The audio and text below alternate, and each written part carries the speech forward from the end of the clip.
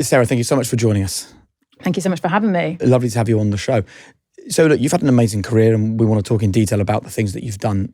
But the clip from the Literary Festival where you spoke about advice to your 14-year-old self went viral, went global, been seen by many millions of people. Why do you think that clip resonated so deeply with so many? I was very emotional. And the backstory is I had a baby at the time. He was 5 months. I still have that baby, actually, I should say. I still have him. It's just a bit bigger. And the backstory is that my son refused to take a bottle for 6 months. And so I didn't have a choice about breastfeeding or not. And it meant that when I left him, so that was the longest I'd ever left him for. And obviously, Hay is 5 hours from London. Yeah. And I was already so emotional, like, let's get this thing done so I can get back home. And then there was the Q&A. And I was already sort of on the cusp of, oh God, your body, when it needs to be around its baby, or your baby. And so I was asked a question I have been asked before, and you could do quite a glib answer. And I was just on the verge of tears already. And then I was talking about something that I felt quite... So I think the reason it connected with people is because I was being very vulnerable. Yeah. I wasn't going, yeah, I guess I'd say work really hard, don't take drugs.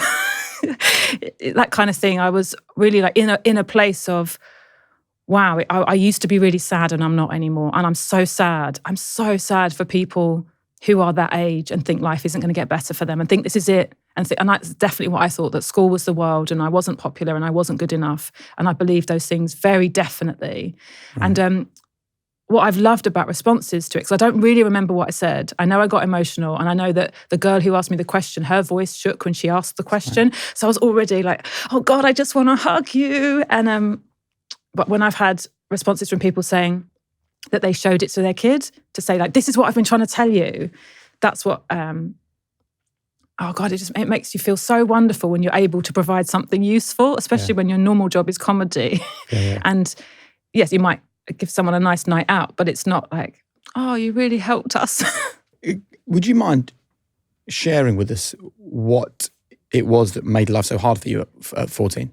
Just unpopularity. I mean, it's not a hugely big story. We didn't have very much money. My mum had tried really hard to get me into a good school. I was bullied a bit in a first school. When I say bullied, I wasn't like terribly beaten up. My life wasn't in danger. I was just embarking in a school unpopular. And I think what I struggled with as a child was fitting in, mirroring, what they call it now, masking, all of these things that they say. I didn't know how to be normal. And I thought I was being normal. And children are very cruel. And they like to make fun of you. And I was very sensitive to that. And then my mum got me into a school which was in a better economic area. She'd worked very hard to do that. And then I had sort of the opposite problem, but still me and my sister just didn't know how to fit in. And so I think it's a very common story. I mean, it's not a special story. Yeah. I'm not the only person who've ever experienced just other children not liking them very much. It's very interesting because I remember I moved schools at a time when everyone already had their friendship groups. And it's then very difficult to find your way in. So you end up just saying stupid stuff that backfires, right? Yeah, or trying a bit too hard because people sniff that out. Yes. Yeah. My issue, I think, was I was confused by why people didn't like me. I don't know whether that resonates. Yeah. You think, what is it? Like, I remember people saying to me, you're just annoying. Yeah. And you think, what? Yeah. It's very hard, isn't it, as a young person to cope with that sort of messaging? Really hard. And I wonder with performers, actually, because you have this seesaw, especially in comedy, between insecurity and arrogance. And that's also what you can feel a lot as a 13 or 14-year-old, which is like, I'm amazing, I'm king of the world. I definitely think special stuff's going to happen for me. But also, why does no one want me at their sleepover? Did you think that special stuff would happen? Yeah. I think I was the epitome. I was lucky, actually, I never did like a reality TV show with the talking heads, because I would have been the epitome of like, I've always known. I was always known I'm going to be on the world stage, not working at McDonald's anymore. I really believed that, but with absolutely no evidence. So I wasn't good at anything. Where did that come from then? I don't know. I know that when I was a small child, partly because I think my parents were a bit untraditional, and also I think I went to a good school in Dagenham. I just remember being told by a teacher that as in she was telling the whole class, not just me, you can do anything you want to. At this point in your life, she was sort of saying you can do anything. If you want to be an astronaut, that is a possible thing. And I just absolutely believed her. I was like, great, okay, I'll decide what I want to be then. So what age did you then start to form an idea of what you wanted to be? Well, I really wanted to be an actor. So I remember when I was 12 years old, telling my sister Cheryl, she was trying to go to sleep, and I was like, right, now get up. We need to practice scenes. I've decided I'm going to be an actor. And I was very sure of that. And so that's the odd thing about my career is I'm not an actor. I didn't become an actor. I'm a failed actor. I tried for ages, but it mutated into something else. But that belief at the beginning that I was going in one direction, it did stop me having a CV that would allow anyone else to employ me properly. So I did have to make something creative work. It's interesting, isn't it? This kind of, I can feel this like push and pull against someone who felt a bit unpopular and was confused by that and was unhappy because of that. But then someone who also had this deep confidence that great things were going to happen. Yeah. It's a really interesting mix. Yes. And I wonder why the people at school that were making your life difficult, it didn't beat out of you that self-belief. Yeah. Yeah, but I think that's the thing about self-belief is like any kind of faith that isn't built on evidence. And so I guess it's buoyant. I have a sort of theory about child development where if your parents love you, if you feel loved, and obviously that in some ways it feels like, oh, that's the basic, but also for lots of people that wasn't a given, then you have, if you think of the earth, like the centre of you, your magma, that's self-belief. I'm worthy of love. I walk into a room and someone goes, hello, here you are, like that kind of thing. And then the crust is what happens socially. So the crust might be very broken and insecure, might be lots of volcanoes. I'm trying to keep my earth metaphor. Yeah. So that's, yes, thank you. So, but your magma underneath it all goes, no, reset. Yeah. I am okay. Today went badly. They didn't enjoy it. Someone else will. And I think that's why it's so important. And I think it's such a deficit when people don't have that. Because, the world might say that isn't good enough, but you go back home and you come back with something else. And I wonder why other people getting the treatment that you had at school still affects you so deeply to this day. I desperately I want everyone to like me. And some people are okay with some people not liking them. Yeah. And other people absolutely need everyone to like them. And it like burns when they don't. What do you guys have, do you think? I know that money can get confusing for almost everyone. So where do you invest? How can you maximise your savings? There are so many questions, and the biggest problem is so many different answers. But with that being said, I want to introduce you to XTB. Not only can they help you to open a free ISA account that allows you to earn interest or returns without paying tax on them, they can also help you invest in more than 3,000 stocks from around the world. So the annual allowance limit for an ISA is £20,000, and you get to decide when and how much you deposit. You can manage your funds as you please, and you're completely exempt from capital gains tax. Build your portfolio without any unnecessary costs. Quite simply, XTB are here to help you make it as easy and straightforward as possible. It's never too late to start being smart with your hard-earned money.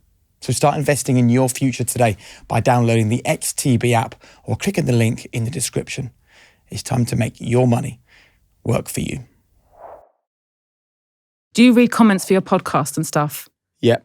Yep. And if, when you get someone going, I didn't like this bit or you shouldn't have done that, does it bother you all day? Or you're like, okay, fine, different experiences? I definitely was at that point. But the more conversations we've had about high performance, the more you realise their opinion of me is none of my business. Yeah. But it's so much of the reaction to the comment is made up in our own heads anyway, right? Yeah. I remember Gordon Ramsay being on this show, and his one golden rule for a high performance life is take it professionally, not personally. Yeah. Which I think is really helpful. And I'm sure you've had situations in your career where something's happened and the story you've written about that thing is actually so far detached from reality. Yeah, and that's what you realise is, you create the narrative, and sometimes we have an emotional reaction and we then attach a narrative.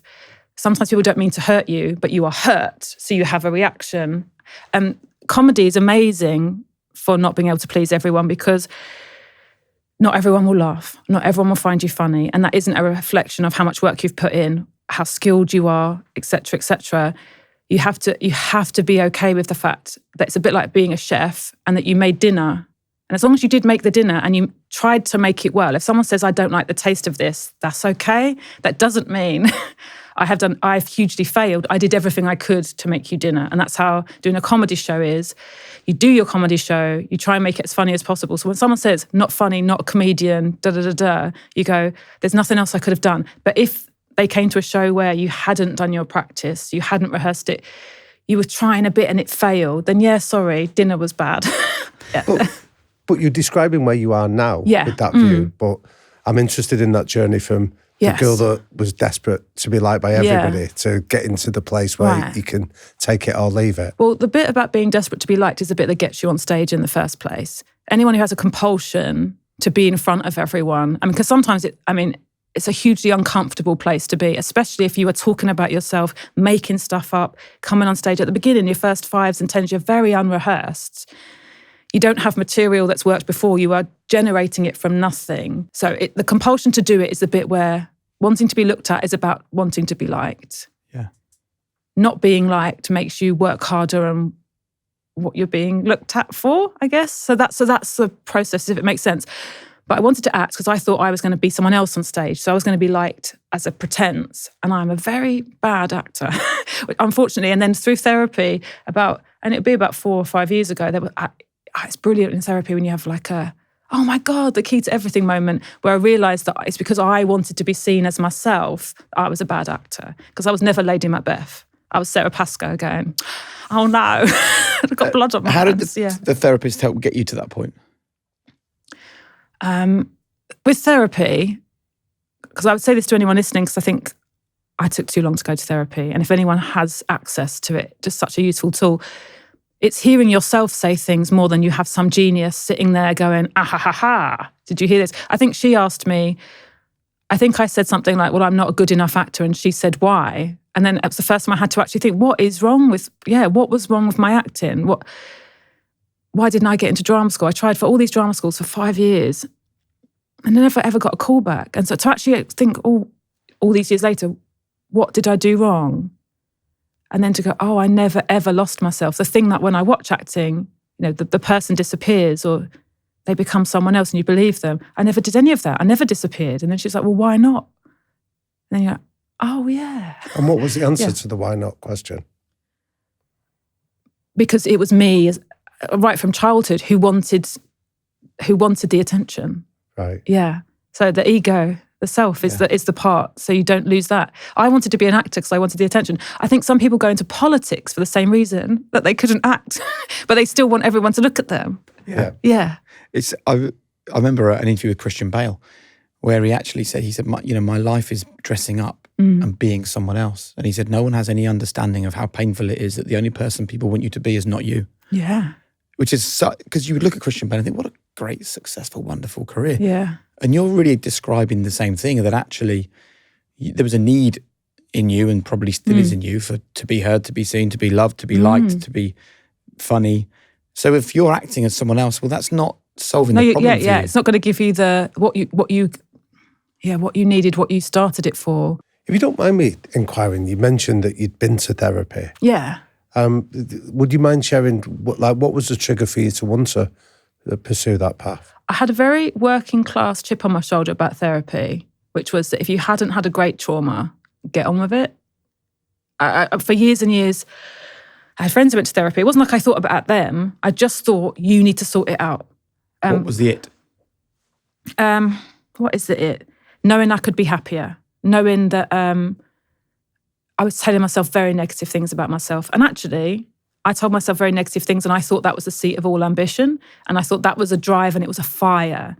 So, you have a bad gig or you have a bad date or you have a rejection. And then your inner monologue says, you're a piece of shit who deserved it. And that life was proving you were less of a piece of shit. And going to therapy was actually the hugest thing of, I don't think telling myself I'm a piece of shit all the time is a nice state to be in. It's definitely not a nice head to be in. But I thought the two things went hand in hand. I had some work success because I told myself I was a piece of shit, but I didn't enjoy that work success because I was there thinking, you're tricking everyone, or you've only done it, or you definitely, you don't deserve to be there, or you don't deserve anything good. That's why I went to therapy. I didn't think I deserved anything good, and I was getting cognitive dissonance because my career was sometimes saying I had value, and I didn't feel like I had any value. Where would you learn to talk to yourself like that?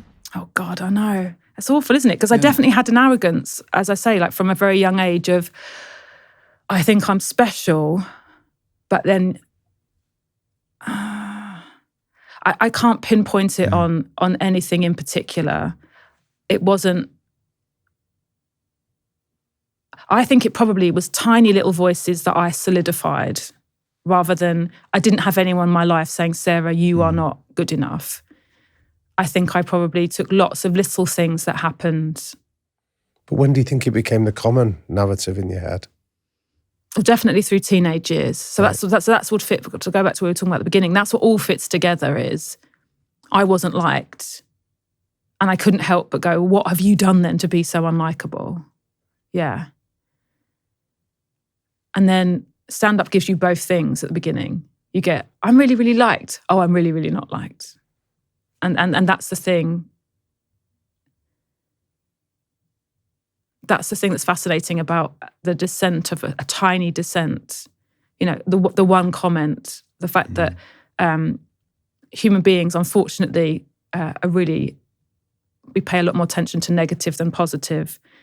And so everyone we know who is successful still has, you know, that line from a review that if they can't sleep, just goes around their head. Or the person they're arguing with who commented on an article that they got interviewed in. Unfortunately, I read that in terms of evolution, we can only learn from negatives. They're useful. Positives offer you nothing in terms of preparing you for the future. So we go, okay. Well, that's it. Yeah. I mean, that was the basis of. Are you familiar with Barbara Fredrickson's work on this? That she was a psychologist that looked at and I think the paper she wrote was like, what use are positive emotions? Yeah. Because from an evolutionary point of view, as you said, it teaches nothing, but she says that positive emotions actually broaden your perspective and build your confidence. Is the two things it offers us. Okay, yeah, I think it's really good to have that as balance. Yeah. Because we don't want our lives to just be like about an absence of pain or an absence of discomfort. We should also be looking at, and what else? This is what's difficult if you're very career-minded, very ambitious. It's really difficult to go, what else could make my life nourishing? Yeah. And that's why I think things like therapy, even if you consider yourself a very privileged, lucky person, which I do and always have, was really interesting to go, well, what other areas of my life should I also be looking at? I was very, very bad friend. I just wasn't good at being friends with people. And that's something I learned very late in adulthood. And I wouldn't have my marriage, I wouldn't have my children unless I'd learned sort of intimacy and things like that. And maybe people don't realise that they're also things you have to work on like you work on your career. Because you were too obsessed with your career? I think I had a really horrible kind of ambition where I'd have set fire to anyone to get what I wanted at the beginning. And also because I thought it was me against the world. And I also, because I had rejections, I thought, I am scrabbling my way up. I am a terrier biting at the ankles of a, I thought that was the only way to get ahead. And so, after university, I was the kind of person, my best friend, and she is still my best friend, Carrie, we once had to do a joint audition together. And when we came out, she went, that was scary. And I, what? I mean, and she went, no, you disappeared behind the eyes. And I was like, yeah, I do. I go into this is what I want, my focus. And that's there's definitely points in life where all of us can benefit from that. But in terms of your life in general, you have to also not behave like that to people who care about you. See, I'm really interested in how you've learned to control that so you can draw on it when you need it. But how have you learned to be able to put it to one side and be a better friend? I learned because Carrie was a really good friend to me, actually. And she gave me chances when other friends wouldn't have done. I got off with a boy she likes. This is a really long time ago. She's very happily married. But I did things like that, which is how previous friendships would have broken up. And she was upset and hurt with me, but she didn't go, okay, we're never talking to each other again. So I think she taught me, I know she taught me a lot. And then wanting to be better and recognising that I was bad at it, rather than going, it's other people's problem if they don't like me, going, oh no, I'm not good at intimacy. And the intimacy is something you have to learn how to be good at. What did the therapist say that helped you? Because I'm sure there are people listening to this. Yeah, let's be really frank, right? Yeah. People that listen to a podcast called High Performance, right? Yeah, they're here to make more money, right? 10 quick tips for how therapy can make you a millionaire, right? There are a lot of people who are successful and listen to this show, but when they hear you say, I was achieving success by beating myself up. Yeah. I imagine they can relate to that. Yes. Right? Yeah. What could you offer them? The scary thing is that you think if you stop beating yourself up, you'll be less successful. There's something in comedy where people go, if I'm happy, I won't be funny anymore. Miserable comedians always think that they're funniest. And perhaps there's something even scarier, which is that you can have everything you want. Isn't that terrifying? But you could be working to have everything you want and that you deserve those things. Or that the world deserves those things. Because I think something I would have thought was, there's people in the world in desperate need, in desperate times, like harrowing things are going on in the world. How dare I be a bit sad because I've got low self-esteem? And actually, I think you're a much better member of a family, a society. We are a communal, tribal species. Everywhere you go, if you've done some work on yourself, you are better for everyone else. Yeah. It's also an act of generosity, doing that work, I think. And it's such a waste of energy. People feeling fat is a waste of energy. People feeling ugly, old, all the anti-aging stuff, all that headspace. If you can just go, I'm not that pretty, but I'm worthy of love. Or, I didn't have a great day at work today. Or I'm still learning how to do that. Or I attempted that and I didn't quite get as close to it as I wish I had. And being a bit easier on yourself, you will be so much better for the world, actually. That's what I'd say. But you've made that comment a few times that this is something you have to continually work on. Yeah. So how do you continually work on changing that narrative? Well, I guess a little bit. It's like being a little therapist in your own brain. Observing yourself, you're allowed to be fascinated with yourself. You're allowed to go, oh, you're thinking that again. You're allowed to go, so what caused me to think that? What is it about now that's making me, those voices come back or that narrative come back to me? And then you tell yourself other things. It's just softer things. You're not perfect. Yeah. Be proud of yourself that you tried. I mean, I know this is different if it's just Jessica Ennis-Hill before a race, not going, oh, you did your best at the hurdles. But you've made the finals, that's enough. Yeah. It's still worthy of love. But the rest of us can actually be a little bit softer and that might make us much more productive. Because when we're softer, we go, I'm going to have another go. I'm going to do it again tomorrow. When the crash isn't as huge, that's where the resilience comes from, right? That's when you then go, I didn't lose anything. I didn't lose anything because I wasn't smashing myself figuratively in the head the next day. I was going, yeah, I'm a person who had to go at that. It's a great shout. You know what? We've said this a few times, haven't we? That one of our big lessons we've learned on this is that nobody needs to be resilient in the face of kindness. You only need to be resilient when you're surrounded by dickheads or by people choosing. Well, also internally as well, I still think that we feel, unless it's a struggle, we haven't reached our limits. I think we've been told that that's how great things are achieved. Yes. The whole thing about 80s and individualism and even like American Dream or like pulling yourself up by your bootstraps, all that stuff is you against the world. No one's going to help you. Yeah. And worth comes from, you get to the mountain all by yourself. You get given your prize, your medal, and then you go, oh, I did it. And there is no one's, we haven't had enough conversation about the journey. The thing that's really enjoyable about achieving is having earned it, having worked at it. The earning of it has almost no value unless it was hard, unless it was uncomfortable. Yeah, that's when you feel proud of yourself, and those achievements aren't decided by anyone else. You get to decide. Some people hate public speaking. I love it. I won't shut up. But for someone who's very, very nervous, speaking up at a meeting, saying an idea, saying thank you, driver, to a bus driver, there are things you can do, and you're allowed to go, smash that. Didn't want to do it. And then I did it. My husband's got ADHD, and he absolutely hates phoning up to say, we're about to be late, or we got charged twice for the gas bill. So his achievements sometimes are really, what are they?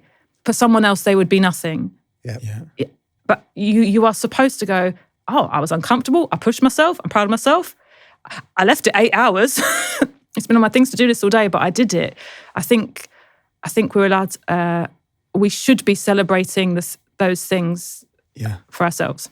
So one of my favourite stories is that, I don't know how apocryphal it is, but I think it's told by Kurt Vonnegut, where he talks about he was at an author's house. He was at this billionaire's house just off Manhattan, and somebody said to him, "Oh, this guy's got more money than you'll ever have." And he says, "But I've got something he'll never have, which is enough."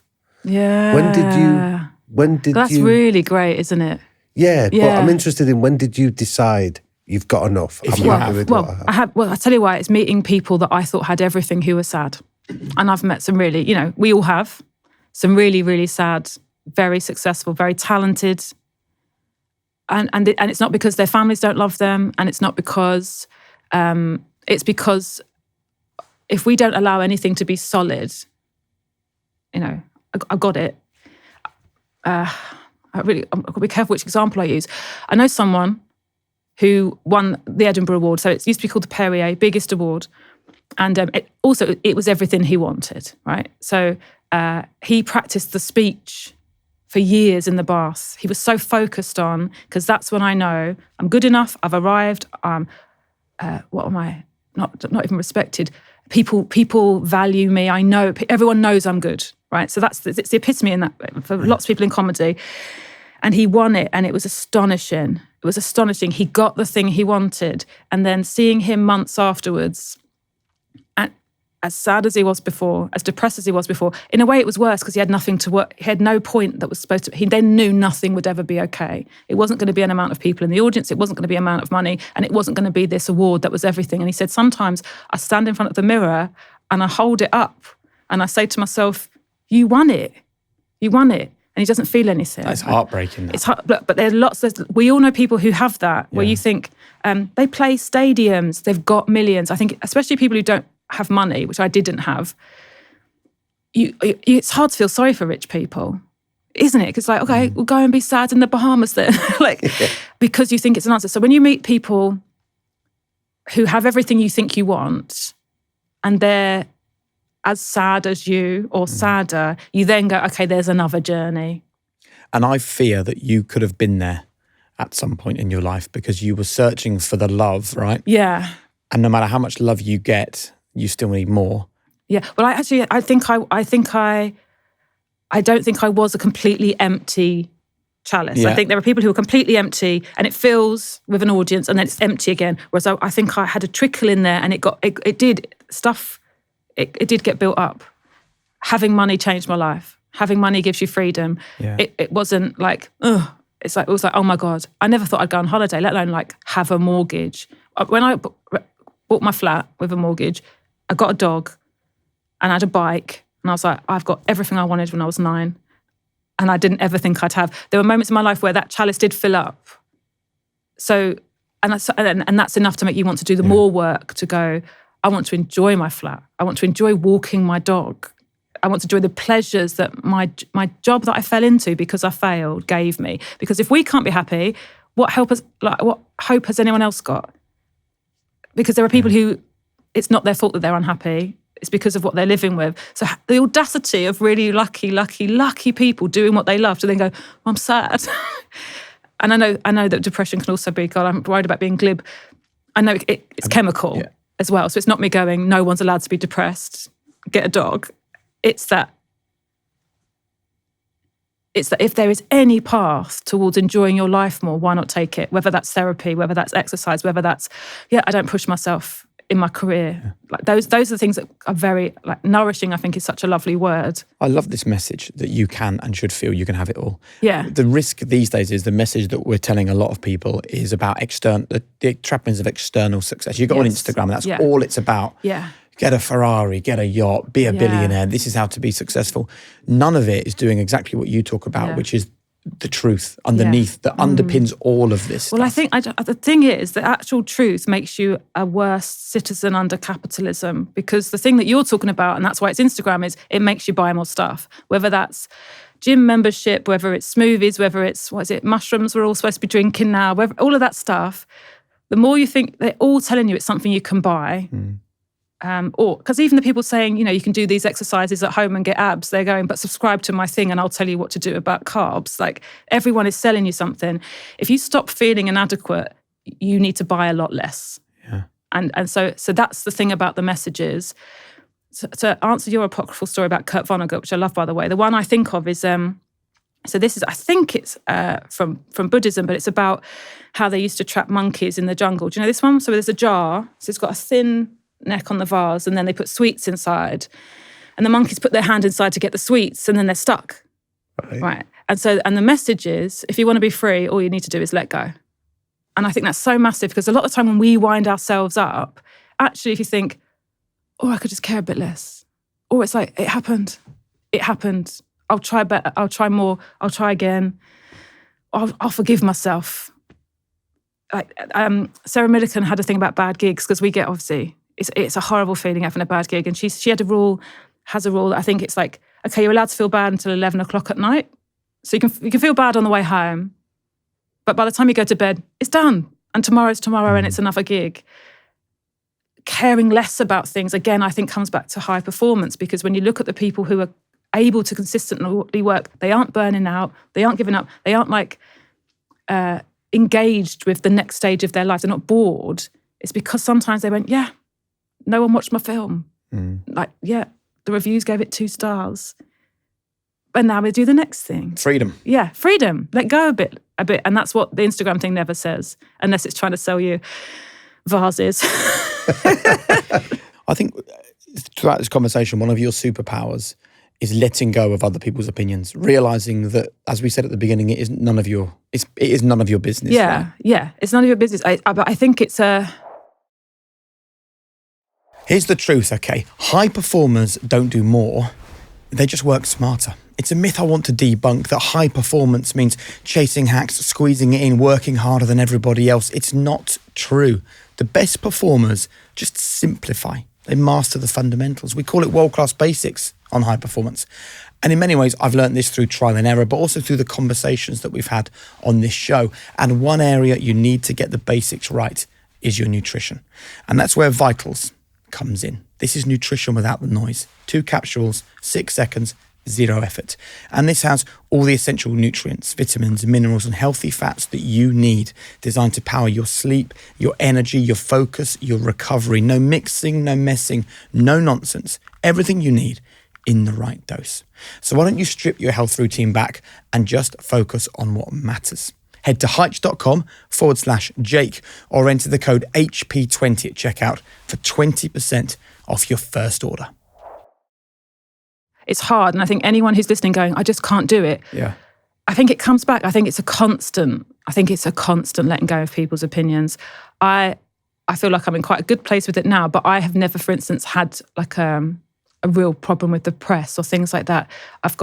Once I did, and it was sort of small, and I did all right about it. But there are friends I've had who just out of nowhere, you do a joke, you say something on a podcast, you have, and you experience a lot of dislike, a lot of suddenly people's first awareness of you is very negative. There are situations, what I'm trying to say is, I think I'm quite good at it, but I feel that's hubristic to say, because I still think there could be things around the corner. I'm like, okay, yeah, I'm back crying at home because nobody likes me. There's a level to all these things. Yeah, I look at someone like James Corden and the sort of criticism and the hate that he gets, and it must be really hard for him to kind of go, well, I think people are fine, I'll let them have their opinion, because it's so vicious and horrible. It must be a bit of both with someone like James Corden, because like what happened with Gavin and Stacey at Christmas, it was such a huge amount of love for something that he's done. Like, and when I say huge amount of love, it wasn't, I don't mean like viewing figures. I was in the hairdressers and some people were talking about it, and someone said, oh, was it good then? A man who hadn't seen it said, was it good? And the girl, and she was probably 25, 26, she said, it was better than good. It's Gavin and Stacey. It's like, he has made things that are the epitome of quality. Yeah. And I think I don't know if it's a British thing, I don't know if it's a human thing.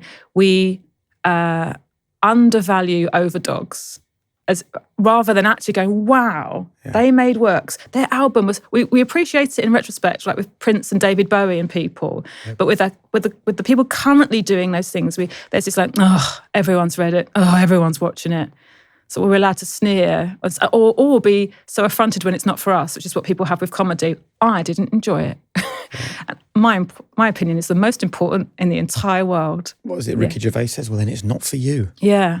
Don't get angry about it. Just walk past it. But it's funny because with opera, This is what I always think. I mean, I don't know anything about opera, but no one's ever at the back going, I'm not enjoying it. I don't think this is a really good version of Beethoven. But in comedy, that is what they're thinking.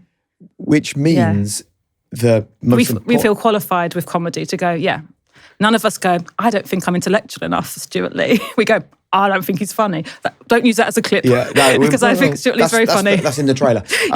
What it leads to is the need for you to have resilience. Yeah.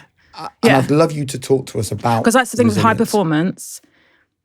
There is absolutely no point in only being good when you're winning, or only being good when everyone likes you, or only taking pleasure in the wins. It's the resilience. It's the how fun is it to be on a journey, and that is true for all of us, or all of us who love our jobs or love aspects of our lives, I guess. You said that the start of your career was full of rejection. You had 5 years of never getting callbacks for drama school. Well, actually, and longer than that. And actually, acting, I think, is that my husband's an actor, and I've got friends who are actors. Acting is the most brutal profession in terms of rejection. And now, since COVID, you don't even audition in the room. They make them audition on tapes. So you don't even know if you've been watched. And no one tells you when you haven't got a job.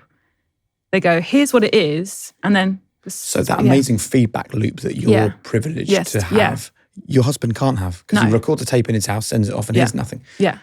So I'd love to know what you learned about resilience, where your resilience was built. And I guess the question is, have you now understood that all those things that were really hard for you, from not being included at school and not getting any love when you were trying to act, and that first gig where it was total silence, have you learned that those really hard things were actually really beneficial? Yes, they are important. I think everything is useful if we can use it in a certain... It's about how you reframe things. It's about how you utilise them. Failure, and I know that obviously this is what Elizabeth Day has done such an amazing rebranding for, is a learning tool. And even if it feels horrific and uncomebackable from, every single person whose career you respect had moments of no one bought it, no one wanted it, it was terrible, I was bad in it, etc. The shame that comes with that, the things, trying to control variables, looking at things as rather than linear. And I don't know, this must be different with sports, but like a wave going in and out. You know, little improvements, little backward slides. Oh, I've got up there. Oh, I can't reach there again. Understanding that it's in and out, and it's that it's learning, and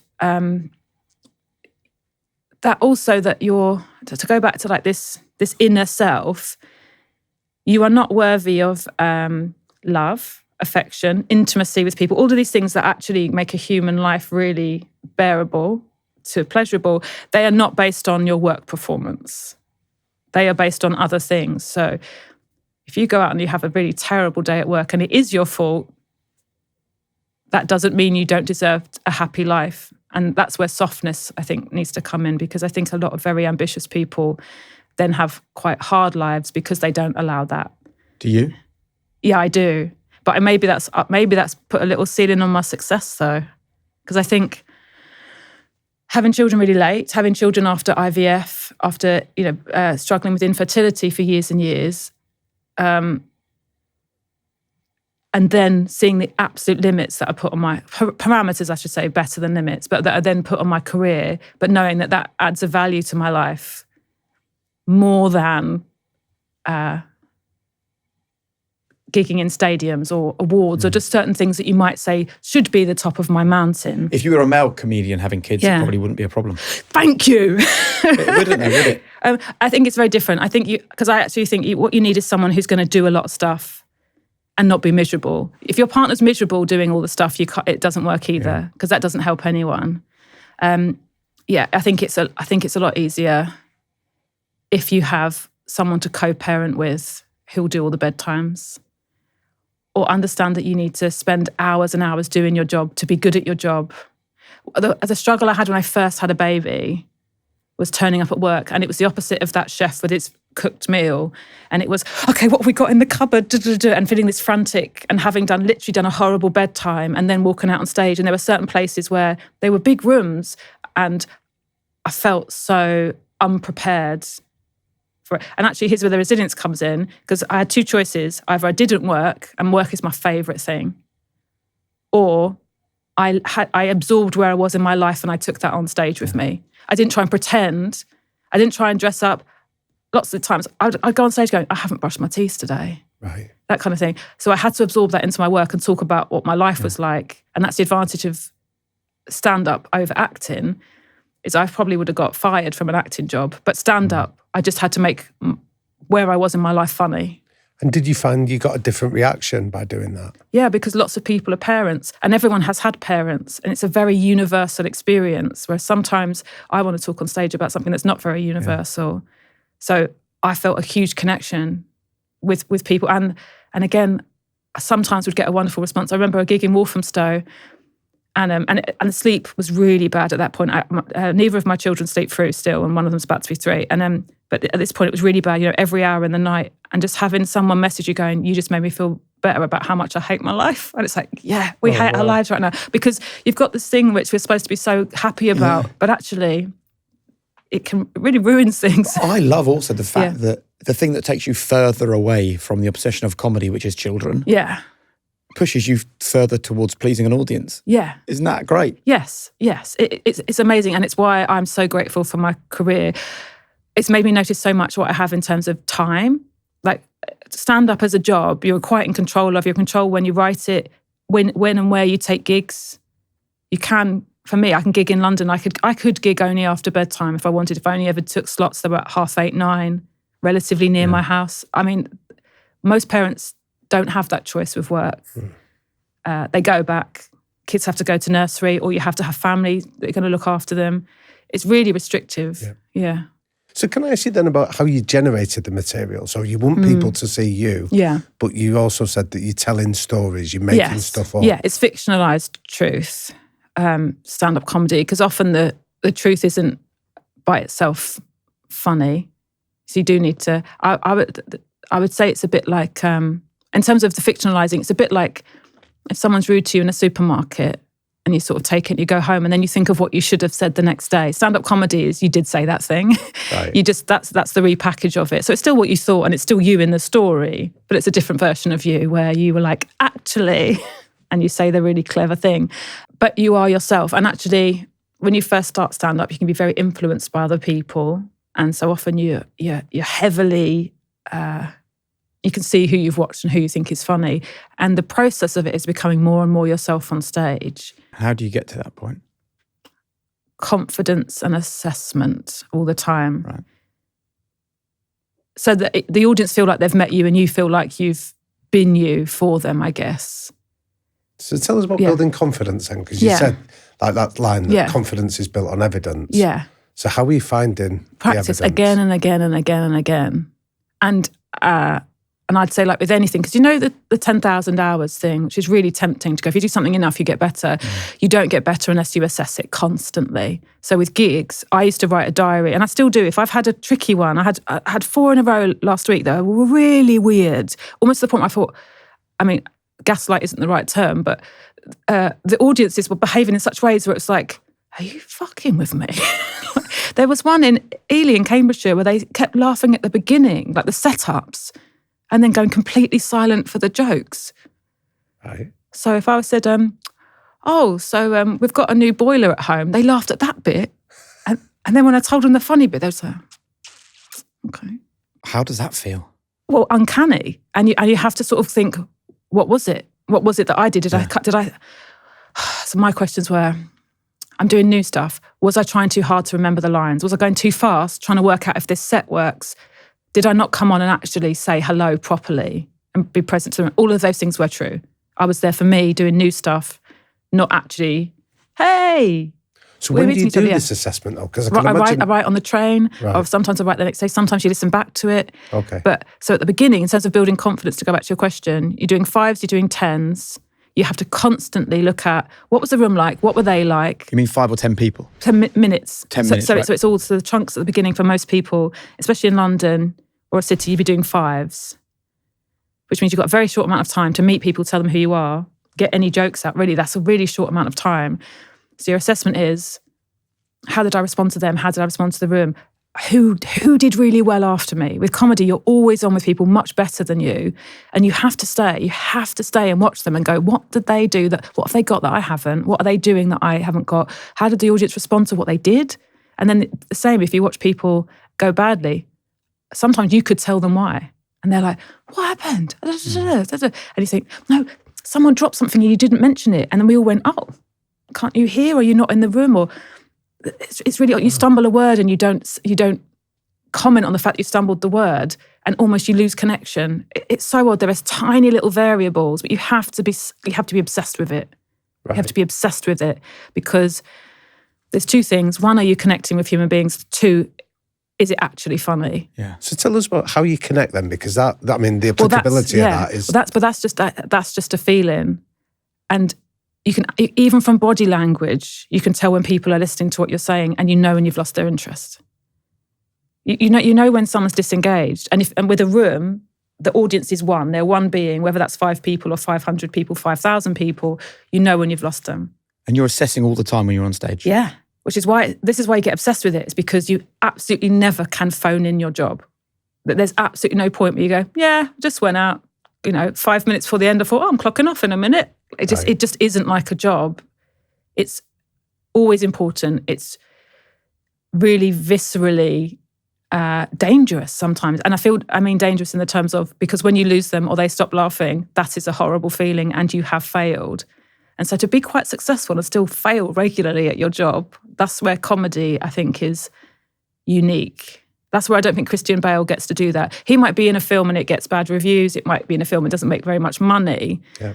But the scenes where he doesn't do well aren't put in the film, whereas mine are. Or my audience sees it. But how do you avoid the feeling of panic? Because if you're constantly assessing and you can feel it going away with you. You don't avoid the feelings of panic. And it's why I think people are surprised when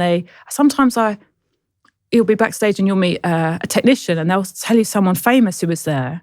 I won't name any. But they'll tell you someone's famous and they'll be surprised that they were nervous. Like, you just wouldn't think someone like him. He was pacing up and down. There was one point I thought he wasn't going to go on. And you go, yeah, because there's fear. There's fear inbuilt to and then there's great payoffs, because when you're scared of something, your body really rewards you when it's done. And it really rewards you if it goes well. So that's why people, I think, who have jobs like mine don't jump out of aeroplanes and stuff, because that's our version of it, is to walk out on stage in Milton Keynes. So are you working hard for the day that you don't have fear? No. What I've realised is that's why certain people pick certain jobs.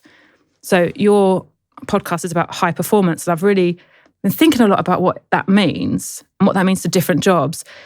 And for my job, all it can mean really is to be as prepared as possible, but knowing that there are so many variables. You will never consistently perform well. The best you could do is look back and go, I had done everything I could in advance. I controlled what I could to perform well. So we've done over 300 episodes of high performance, and you've just described what we believe high performance to be after all these conversations. Yeah. Best you can. Yeah. Where you are. Yeah. With what you've got. Yeah. And also I think that's where self-esteem comes from. Because if I go out and have a bad show somewhere, I now don't go home saying I'm a bad comedian. I go, I'm a person who now has a toolbox and I still didn't have what I needed tonight, or I made a mistake on, I need to remind myself, go back to this thing you learned so long ago. But I don't go home going, a bad comedian. I now know it's part of work. And did you used to do that? Yeah. I remember my first gig to Silence, which was for the Hackney Empire New Act. It's a big competition, right. A gig in Kilburn, and I followed a dog jumping up at a balloon. Now, the mistake I made was, if they like this dog jumping at a balloon, imagine how much they're going to like me with my words, my opposable thumbs. And what I should have done is comment on the fact I was following a dog jumping at a balloon, who absolutely smashed it. He absolutely smashed it, this guy. And instead what happened is I just went into my material, which I was, again, confident of. I'd had a very strong start in comedy. There weren't very many women. So you're a small pool. You have access to lots more gigs at the beginning, or you definitely did then. And they just stared at me. And I'd never had a gig to absolute silence before, which is absolutely failure. Oh, it's absolutely failure. And it feels horrific. And then you've got nothing else to do. Or at that point, I had nothing else to do. What I should have done was stopped doing material and commented on the fact it wasn't working. But at that point, I would have been far too scared to do that. All you just hope is the next joke they'll laugh at, the next joke they'll laugh at. And 5 minutes in that is very, very long. To know you're failing and then to be doing a sort of impression of yourself as if the gig was going well. And you'll have had this as well. And it's actually that I say this is low performance. Hearing your own voice really loud in your head while you're also talking. Have you ever had that? Yeah. And isn't that a horrible feeling? Because it makes you feel insane. And then you're going, how's my mouth still talking while I'm shouting at myself up here? Oh, awful. But on the train home, as I wrote my notes up about how it had gone, and I thought about it for the next few days, not at any point did I not want to do comedy again. I knew this was a massive learning experience, but I knew the biggest thing I'd learned was, it can feel like that and I still want to do it. Now that I know that can happen, I still want to do this job. So actually it was a really huge learning experience. And what intrigues me, Sarah, is that one of my favourite bits of talking to high performers is the stuff in the shadows. You know, like the boxer in the tunnel before the fight, or Jessica Ennis-Hill talking about the night before she goes to perform at the Olympics. I'm interested in the moment before you have to walk on that stage. So you've just had a disastrous performance. Yeah. That voice in your head is saying, this is scary. How are you sort of overcoming that to be able to still walk on and go again? Well, what an athlete tells himself would be very unuseful for me. So if I was to sort of give myself a talk of like, there is no other option. You go out there and you do this. You don't listen to pain. You push past it because I'm not trying to run really, really fast. I have to go the exact opposite way of softening and flexibility. And actually, I have to tell myself really wonderful things like, I'm so lucky to do this job.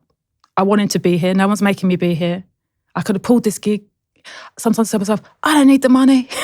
I don't need the money. I'm here because I love it. I remind myself that I love human beings. I tell you who I really love. Human beings who leave the house to go and watch stuff. Why do we leave the house? It's so nice at home. The weather's terrible. There's amazing stuff on TV. None of us have seen all of it. These people got childcare or made an arrangement or came by themselves. Like these people... Why are you scared of them? You're in love with these people. And in terms of my own ability, I wind it all back. It's not like, you've done Live at the Apollo, you've got this many followers on Instagram. None of that is solid. What is solid is I want to share with them what I've got to say. And I want to see how they respond. And again, it goes back to that, like, I made them dinner. I made them a nice dinner. And I used to have this horrible thing where I used to imagine with tour shows that half of the audience had been dragged there by someone, a really negative thought where I'd go, men, dragged by wives, they don't think women are funny. That's so unuseful to my brain to think I'm trying to convince someone I'm good at my job. And as I've done it more, I've just started to go, they're here. If they didn't want to be here, why would they be here? Yep. Convincing someone of your this is how far that journey's gone from a 14-year-old who didn't think anyone liked her, who wants to be on stage, to go, I don't care if you don't like me, you have to look at me, to come to a place of like, why don't you just trust that most people are here because they do want to see you? How delightful is that? And Alan Davies has a bit in his book, actually, it's about being a toddler and how walking out as a comic to an audience who want to see you is like running into a room as a toddler. They're like, hey, it's you, you're here. And that's already enough. You came. Yeah. It's like unconditional positive regard. Exactly. Isn't it? Yeah. So they've come in a positive frame of mind. You just have to meet it in a positive frame of mind. And the fear and the negativity and winning, there is no way you can win. It's a gig. There isn't a, with lineup gigs, one of the shames of the 90s and the 80s was that the setup was, and again, it was mostly men, is that you've got an opener, middle, an MC and a headliner, and they were all in competition to have the best gig. The only way to become a headliner was to be unfollowable. So you've got an opener and a middle who are trying to be better than the headliner. The headliner has to take the roof off the place to guarantee, and in a way, the structure of the gig has said this is the best one. And then you've got an MC who's trying to upstage everyone, and they get to meet the audience and they get to improvise. And stand-up shouldn't be a competition. I think the difference that changed in the 2000s, especially with lots of my friends who I started out at the same time, is a lot of us were more theatre and improv group based, which was all of us are building on the time the audience are having. So if the MC sets them up, they're having a good time, you come on, give them an even better time. Yeah. And the next person comes on and gives them an even better time. And we were all doing very different styles of comedy, talking about very different lives. We weren't similar. So as comedy became more diverse, which I know some people in comment sections can see as some kind of trying to be fair. It wasn't. It diversified and it kept an audience there because people were talking about very different things because they'd have very different lives. And that's when comedy, I think, started to get much better, in my opinion. And I saw something the other day saying that we need to still realise that women can be funny. Oh, who said that? Catherine Ryan? She said that women can be funny. She said people won't find women funny until we realise women can be funny. We have to accept that women can be funny. I mean, I feel we've already gone beyond that place. I don't know. Yeah. Well, like most people who say they don't find women funny, if you say to them, "Is your mum not funny?" Because most people's mums are funny, whether they're intending to be or not. I'm not saying their mums should be stand-ups, but we all know really funny. We all have people who make us like hysterical in the kitchen or telling their story, the funny thing they did, or, post on social media. There's people in our lives. Most of those people do have women in their lives who make them laugh. More truly, what they mean is it makes me uncomfortable to see a woman talking on stage, or I don't think a woman should talk about sex, or I don't like their little voices. Or there's some kind of sexism usually inherent in why they don't like women talking and trying to be funny or something. But it's not hugely interesting often. I once got into a taxi and the driver said, I must have had a book in my hand, and he told me he never read books by women because they weren't as well researched as men. Wow. And I said, "Oh, who do you read?" And he said, "Andy McNabb, he lived it." And I thought, in one way, this is fascinating. But in another way, why would anyone bother trying to tell you about Hilary Mantel and like these incredible historical... It's like, you've lost out in a way. Has the world lost out? That you love Andy McNabb? That's amazing. The fact that you've then made that into an insult. It was his ignorance rather than anything that women are doing in writing. And it's the same with women in comedy, I think. What a fascinating conversation. Before we finish, we have some quick fire questions. Oh, yeah. Would you mind? No, please. I find quick fire really hard, just so you know. It's all right. Yeah, I'm going to... We can edit it. Okay, I'm going to try. Your 3 non-negotiable behaviours that matter the most to you. This is why quick fire is so hard. Right, okay. Non-negotiable behaviours. Politeness to waiters and waitresses. Right. And, politeness. Manners. So I know it's the same thing. Listening. What's your greatest strength and your biggest weakness? My biggest weakness is I'm lazy. And my greatest strength is I forgive myself for being bad at things. I'm content with mediocrity. That's what I used to say. Sorry. Quick fire. Come on, man. I'm bad at quick fire. What's the greatest piece of advice you've ever been given and why? This is from a yoga class, and the teacher said that yoga is not about being good enough. She said that we've got nothing to prove, everything to share. And I think that works for everything in terms of what you bring. Sorry, a quick fire. It's really good. Yeah. I'm conscious that we're repeating the Hay Literary Festival there, but what advice would you give to a teenage Sarah just starting out? Well, nowadays, if I was talking to a teenager, it would be the Instagram stuff. If they don't do injectables, you don't have to have fillers in your face. Everyone looks weird and you look lovely. That's what I'd say. And final question. What you would like to leave ringing in people's ears who've listened to this fascinating hour-long conversation. Your one golden rule, if you like, for living a high-performance life. You are supposed to be enjoying it. That's what I'd say. Love that. Yeah. Are you enjoying it? Yeah, I am actually. But I am also the luckiest person in the world. Great. Well, you deserve to be. Thank you. And that's okay. Yeah, thank you. Thank you. It was lovely. You. Really nice. Thank you. Sarah, Thank that's you. been lovely. Yeah, it's nice, wasn't it? Yeah. Thank you. I don't think you can be a high performance by yourself. I don't think it exists.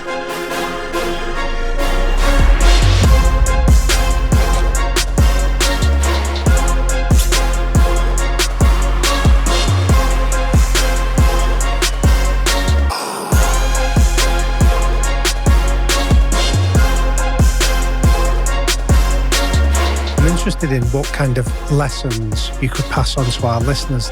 That is the most interesting question I've ever been asked in my life.